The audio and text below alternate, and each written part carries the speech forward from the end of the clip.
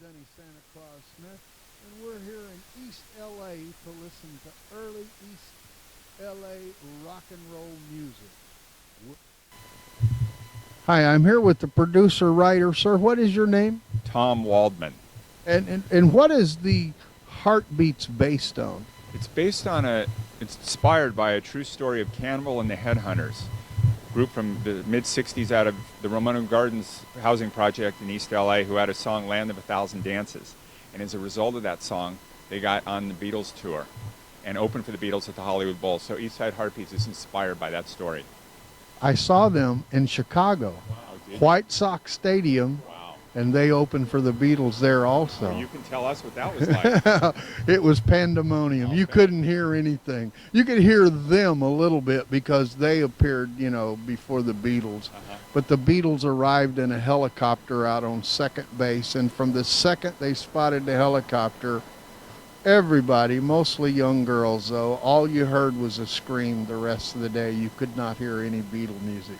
But you could hear na, na, na, na, na. Did they write that song? They didn't write that song, but they interpreted it in their own unique way. They certainly did. I loved their version The of it. story is that the lead singer forgot the words. And so right there, spur of the moment, na, na, na, na, he made it up. That's it. They added that part to it. They did. That's interesting. I never knew that. I love that song. I was in a band at the time and we used to do it. And you, sir, what is your name? Kenna wrote it, yeah. My name is Steve Feinberg, and I'm directing this production of the show. And how long is the run going to be here? It's going to be a month, this run. We ran it for, January and February. Sold out. Sold out, and so we brought it back, and we'll see where it takes us. And you're doing weekends only? Friday, Saturday, two shows on Saturday, one show on Sunday, so 4 shows a weekend, yeah. Very good. What are the ticket prices? The tickets are $30 general, and then we have students in Boyle Heights, residents 25 and 20, and respectively. And so it's a pretty good deal for a show. Very good. A lot of music, a lot of dancing, a lot of great acting, and everybody gets their money's worth in here. What is the running time of the show? It runs about 2 hours and 20 minutes. Yeah. And one intermission? One intermission, yeah, 10 minutes. Well, you heard it. They're going to be here for a month. This is in Boyle Heights. We're at basically the corner of First Street and St. Louis. And what's the end date? What's the last date? I think the last show is May 29th. Yeah. All right, so you have the month of May to get here. I'm anxious to see it. I've heard a lot about it. You heard me talking with the producer, learning about Cannibal and the Headhunters. This is kind of loosely based on them. I love them. Come to see the show. I know you're going to love it too. Thank you very much, gentlemen. Thanks so much. We appreciate it. Thank you. There's only one person living from Cannibal and the Headhunters. And who is that? Robert Jaramillo. And who was the singer? Who was Cannibal? I guess that... Cannibal was Frankie Garcia, and he had a street name of Cannibal. So that was a natural name for him in the group. And then the Headhunters just follows from that. So Cannibal and the Headhunters, 4-person vocal group, and really loved Motown. They were Motown guys, but you can't turn down an offer to open for the Beatles. And who were they signed to? They were signed to Rampart Records here in East LA label, and then Warner Brothers picked up Land of a Thousand Dances. It became a big national hit, and very big R&B hit. Black audiences particularly dug the song, so it was a big deal. Did they have other hits? Nothing like that. I mean, they released other singles, but Land of a Thousand Dances was their signature song. Sometimes that's all you need. When you have something that's big, you can live off of it the rest of your life. That's what I love about music. The song's 50 years old, and when you go, na, na, na, na, na, young kids today know what that is. They may not know who did the song, but that chant, they all know that. So. Yeah. And... Yeah. And are you part of this tonight? No, I'm a supporter. You're a supporter. Big fan. Very good. But I understand you are a singer? I am. And where could we see you work? What do you mean? Where would you be performing? Oh, I'm performing at a place called No Vacancy on May 17th. Very good. No, what city is that in? L.A. All right. right, you heard her. May 17th, no vacancy. I hope that's a true sign. I hope they're sold out already for your show. Thank you very much.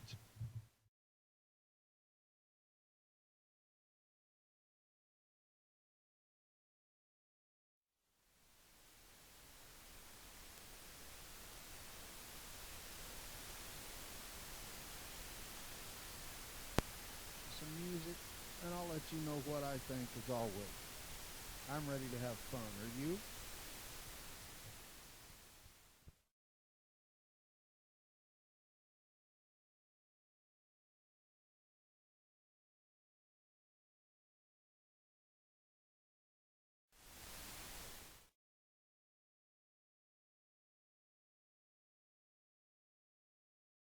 What is your name, sir? Kenneth Lopez. And what character do you play? I played Jimmy Ramirez. Oh, that's the lead, if Yes, I'm it not is. mistaken. Yeah. It is the lead, yeah. That's correct. Were you familiar with their music before you did this play? You know, my dad's a band director, and one of the main standard charts that they play at football games is Land of a Thousand Dances. So I knew that song, but I didn't know the group. And I didn't know they were from East LA. I didn't know anything about the group. I just knew that one song. Now, is this your first performance with them, or did you understand they did some performances last fall? Yeah, I was also a part of that as well. I played the same character, Jimmy. Okay, very good. And how long have you been acting? Oh, gosh, since I was in high school, I guess. I've been performing since I was a 2 years, kid. huh? No, gosh, no. I'm 21. Shouldn't give away my age. No, I've been performing since I was like 4 years old because I've been playing piano since I was 4 years old. My dad put me in piano lessons. My parents put me in piano lessons, basically. And my dad's very musical. He's a band director in high school, for a high school, you know. So music's in my blood.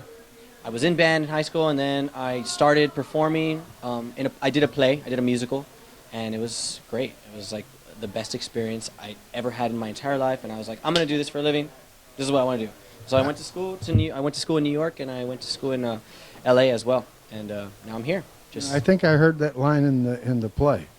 Yeah, that's true. Exactly. You know, struggling artist here. Is your dad still a band director? He is. He's been a band director 20 years, I think, 20 odd years. And where is he directing his band now? I'm from San Antonio, Texas. Maybe I forgot that. No, he's in San Antonio at a.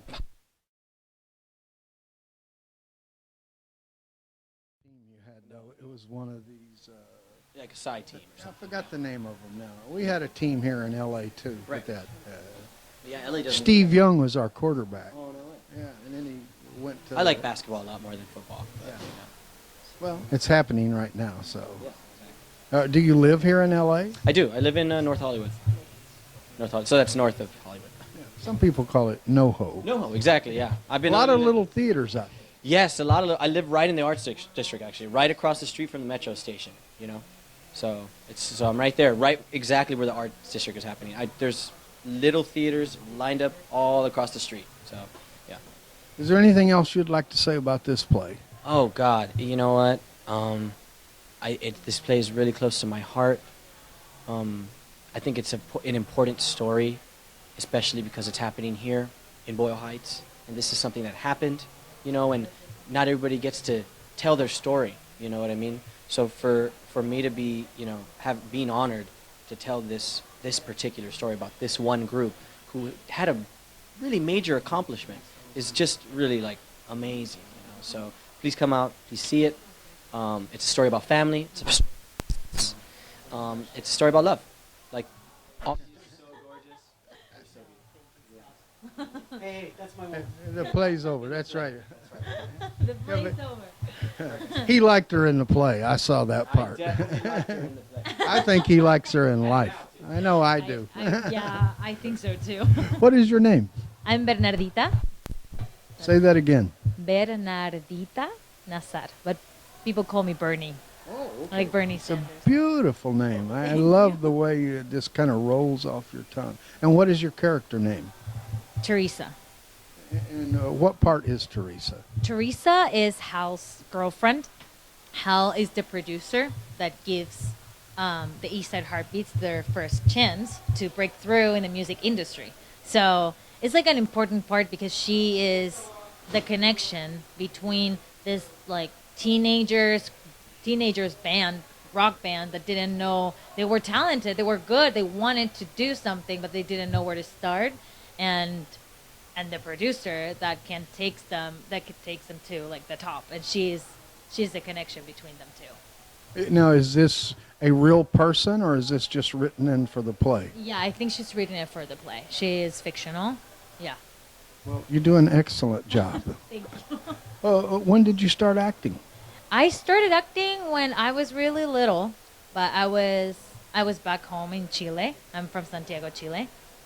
Yeah, I was part of the drama club in school, doing a lot of Chilean playwrights plays like Jorge Diaz and stuff like that.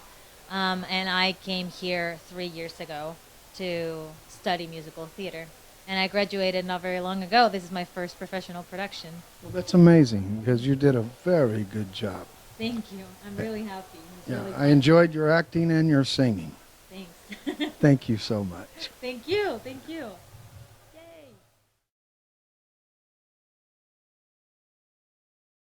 Okay, Hal. The evil producer. The evil producer, my boyfriend. He's not evil, because I like him for a little. Well, he turned out to be very good, but for a while he was a little cruel in there. Not unlike producers in real life, I might add. Trying to keep it authentic, yeah. The bottom line is, what have you done for me lately, right? Right, exactly, yeah. What In this is- business, nothing has changed Yeah, since the 60s. See yeah, that? that's Nothing true. has changed. What is your name? Jordan Charles. I play Hal Fisher in the Eastside Heartbeats. I see.